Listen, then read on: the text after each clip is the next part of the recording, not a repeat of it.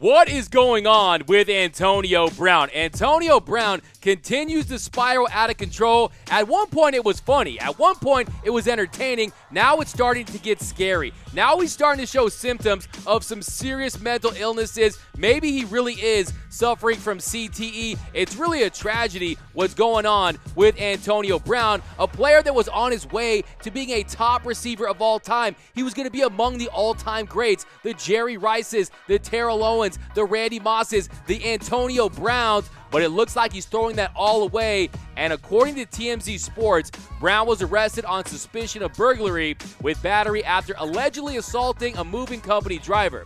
He was allowed to leave jail on a $100,000 bond, but the judge set forth several stipulations, including having to wear a GPS monitor, undergo drug testing, relinquish his firearms, and undergo a mental health evaluation. Brown allegedly threw rocks at a moving company truck and attacked a driver outside his home in Hollywood, Florida earlier this week after allegedly refusing to pay the man for his services. So Brown allegedly refused to pay the driver $4,000 for transporting his belongings from California to Florida. He reportedly eventually agreed to pay the fee plus extra for causing damage to the truck, but he allegedly did not pay the extra $800 that was agreed upon. So now he's being charged with burglary and assault. Well, hey, I guess you know what they say, once a stealer, always a stealer. Bruh. No, but Mike Tomlin, he deserves Coach of the Decade honors. He deserves immediate enshrinement in the Pro Football Hall of Fame for dealing with Antonio Brown's shenanigans for so long. This is getting downright ridiculous, and Antonio Brown, if he wants any shot of playing back in the NFL again, he's going to have to get his act together. But here is the 911 call about the incident earlier this week. Broward County Regional Communications, may I help you? Yes, ma'am. I have a situation here. I'm making a delivery. I'm a truck driver. I'm making delivery, and the guy is high. He smoked. He's threatened me. He's trying to fight. He throws stones in my truck. And so you can hear in the driver's voice, he's convinced that he's high, and he says that Antonio Brown tried to grab the keys from his hand. And you believe he's on something? Oh, absolutely. He's smoking in front of me. And he's smoking drugs? No. He is definitely hyper because one of his buddies was trying to fight with him to cool him down. And you believe he's on, you said he's smoking something in front of you? He did, yes. Okay. He tried to grab the keys from my hand. So. And then he says that Antonio Brown was grabbing rocks and throwing them at the truck, and then he identifies him as Antonio Brown. And they right in front of his building. He grabbed several and tried to throw in the truck. I need to get his description. Hello? Yes, sir. Can you hear me? He is the black guy. His name Antonio Brown, probably a footballist player. Okay. NFL player. And then allegedly Antonio Brown says, hey, I'm not waiting, I'm not paying, and he starts to forcefully take his stuff out of the truck. And what are they doing? They're taking stuff forcefully out of the trailer? Yes, he's taking stuff forcefully out of the trailer.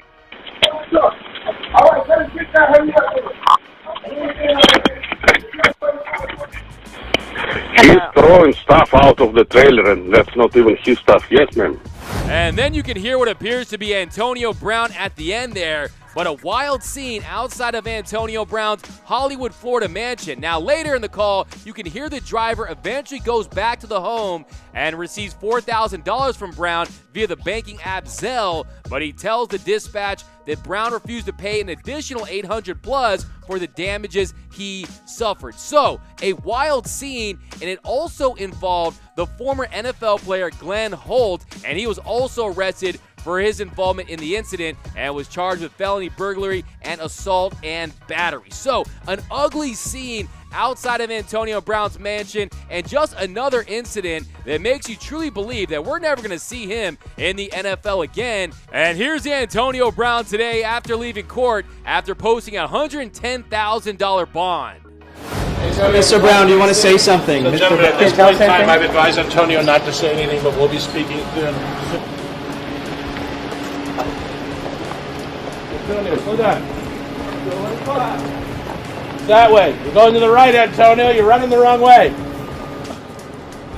car, bro. I need you to tell me everything. All right, you got it.